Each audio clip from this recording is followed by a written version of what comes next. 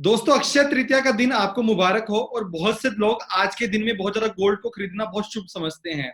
तो आज मैं जगदीप सिंह आपका स्वागत करता हूं ग्रो के चैनल में। और आज हम बात करने वाले हैं वो 4 तरीकों की जिनके थ्रू आप गोल्ड में इन्वेस्टमेंट कर सकते हैं।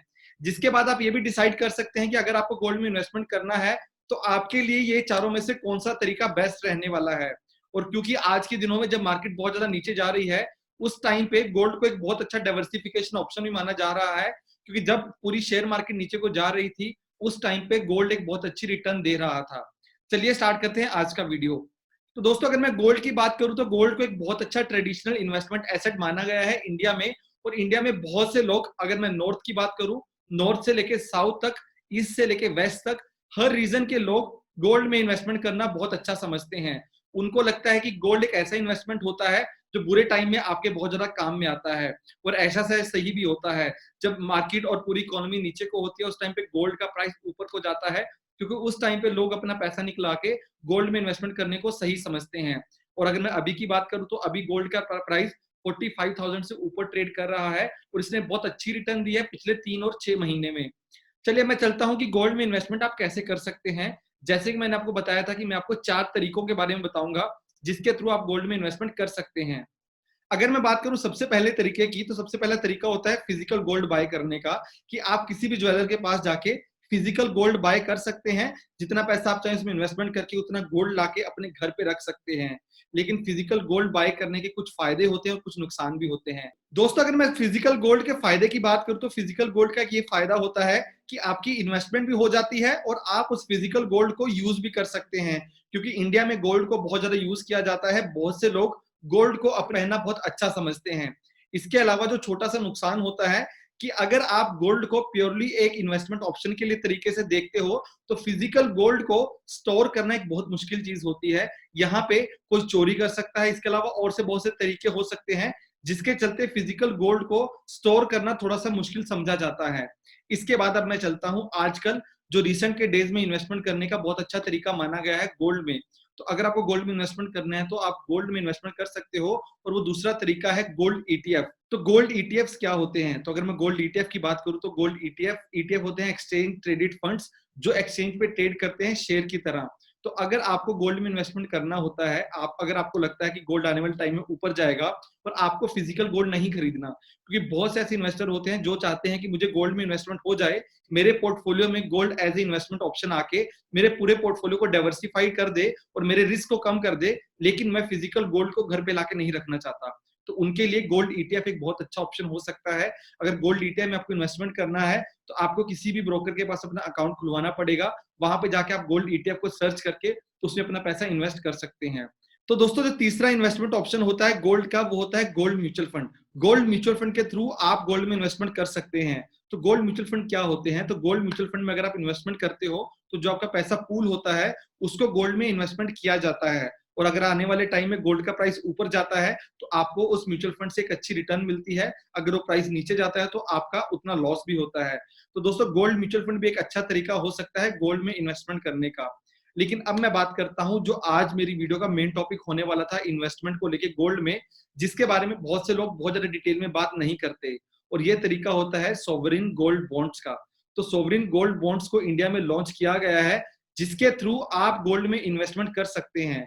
और इसके बहुत से फायदे हैं। तो दोस्तों, सोवरिन गोल्ड बॉन्ड्स का यूज करके आप गोल्ड में इन्वेस्टमेंट भी कर सकते हैं और आपको एक फिक्स रिटर्न भी मिलती है। तो चलिए अब थोड़ा सा डिटेल में बात करते हैं कि सोवरिन गोल्ड बॉन्ड्स क्या है और इसमें हम कैसे इन्वेस्टमेंट कर सकते हैं। सोवरिन गोल्ड बॉन्ड्स एक ऐसा तरीका है इन्वेस्टमेंट करने का जिसमें आप इन्वेस्टमेंट कर सकते हो विदाउट टेकिंग फिजिकल गोल्ड। तो इसमें आप इन्वेस्टमेंट कैसे कर सकते हो और इसको कौन लॉन्च करता है? तो अगर मैं सोवरिन गोल्ड बॉन्ड्स की बात करूं तो इसको आरबीआई लॉन्च करता है on behalf of government of India. तो ये बिल्कुल सेफ होते हैं। इसमें इन्वेस्टमेंट करने का जो तरीका होता है, आप अपने नेट बैंकिंग के थ्रू जाके इसमें इन्वेस्टमेंट कर सकते हैं। अब बात आती है कि मैं इसमें मिनिमम कितनी इन्वेस्टमेंट कर सकता हूं। तो सोवरिन गोल्ड बॉन्ड के थ्रू आप मिनिमम 1 ग्राम का गोल्ड खरीद सकते हैं। अगर वो 4600 रुपीज का है, मान लो 10 ग्राम 46,000 का है, तो 1 ग्राम 4600 का हो गया। तो आप मिनिमम 1 ग्राम से यहाँ से इन्वेस्टमेंट स्टार्ट कर सकते हैं सोवरिन गोल्ड बॉन्ड्स में। अब यहाँ पे आता है कि यहाँ पे इन्वेस्टमेंट करने का फायदा क्या है। तो दोस्तों सोवरेन गोल्ड बॉन्ड में इन्वेस्टमेंट करने के दो फायदे हैं। सबसे पहला, आपने गोल्ड में इन्वेस्टमेंट किया, आपका पोर्टफोलियो डाइवर्सिफाई हो गया और अगर गोल्ड अच्छा परफॉर्म करता है तो आपको वहां पे एक अच्छी रिटर्न मिलती है।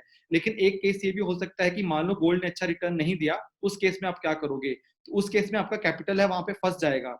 लेकिन सोवरेन गोल्ड बॉन्ड्स के केस में अगर आप वहां पे इन्वेस्टमेंट करते हो, मान लो आपने 10 ग्राम गोल्ड खरीदा 46,000 रुपीज का, आपने आज इन्वेस्टमेंट किया और कल को गोल्ड अगर वहां से नीचे गिर के 30,000 पे चला जाता है, तो आपकी इन्वेस्टेड अमाउंट पे 2.5% का एनुअल रिटर्न आपके बैंक अकाउंट में आपको मिलता रहेगा।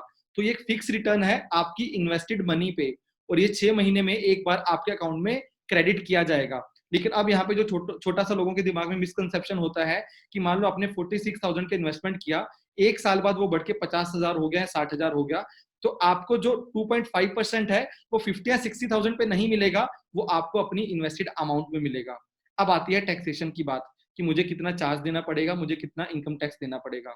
तो दोस्तों अगर मैं 2.5 फिक्स रिटर्न की बात करूं तो उसके ऊपर आपको कोई भी टीडीएस नहीं लगता, बट जो रिटर्न आती है उस पर आपको अपनी इनकम टैक्स के स्लैब के हिसाब से आपको टैक्स पे करना पड़ता है। अब यहाँ पे बात करते हैं सोवरेन गोल्ड बॉन्ड की मैच्योरिटी की। तो दोस्तों सोवरेन गोल्ड बॉन्ड की जो मैच्योरिटी है वो 8 साल की है। मतलब कि 8 साल के बाद आप अपना पूरा पैसा निकलवा सकते हैं और पैसा निकलवाने के बाद आपको कोई कैपिटल गेन्स और किसी भी प्रकार का टैक्स नहीं लगेगा, बिल्कुल टैक्स फ्री आपको रिटर्न मिलेगी। लेकिन अब बात आती है कि अगर मुझे उससे थोड़ा पहले निकलवाना पड़े तो क्या तरीका है? तो दोस्तों 5 साल के बाद आप अपना पैसा विथड्रॉ कर सकते हैं अगर आप विथड्रॉ करना चाहते हैं, लेकिन जो उसकी मैच्योरिटी होती है वो एक्चुअल मैच्योरिटी 8 साल की होती है। और जैसे कि मैंने आपको बताया था कि आपको इसकी फिजिकल डिलीवरी नहीं लेनी पड़ती, आपको इसका सर्टिफिकेट मिलता है या आप अपने डीमैट अकाउंट में इसकी डिलीवरी ले सकते हैं। तो दोस्तों ये बहुत अच्छा तरीका है गोल्ड में इन्वेस्टमेंट करने का और ये गवर्नमेंट 6 ट्रेंचेस में इस साल इसको लॉन्च करने वाली है। एक ट्रेंच ऑलमोस्ट खत्म होने वाला है और नेक्स्ट ट्रेंच में जो लॉन्च होगा वो मई में लॉन्च होगा। और फिर से आपको बता दूं कि अगर आपने कोई इसमें इन्वेस्टमेंट करना है तो आप अपने नेट बैंकिंग के थ्रू यहाँ पे इन्वेस्टमेंट कर सकते हैं। और अगर यहाँ पे अगर आप ऑनलाइन तरीके से इन्वेस्टमेंट करते हैं तो आपको 50 रुपए पर ग्राम का एक डिस्काउंट भी मिलता है। मतलब कि आपके बाइंग प्राइस से इतना पैसा कम हो जाएगा तो आपको एक रिटर्न अच्छी मिलने के थोड़े से चांसेस बढ़ जाते हैं।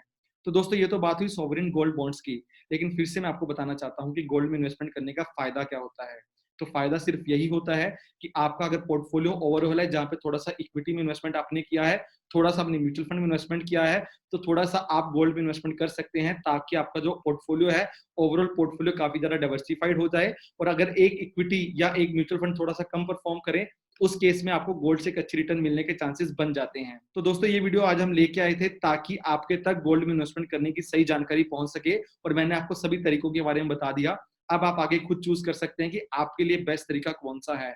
अगर आपको फिजिकल गोल्ड चूज करना है, आपकी पर्सनल प्रेफरेंस है, तो आप फिजिकल गोल्ड में इन्वेस्टमेंट कर सकते हैं। अगर आपको वर्चुअल गोल्ड में करना है तो sovereign gold bonds, gold ETF और गोल्ड म्यूचुअल फंड के थ्रू आप गोल्ड में एक्सपोजर ले सकते हैं।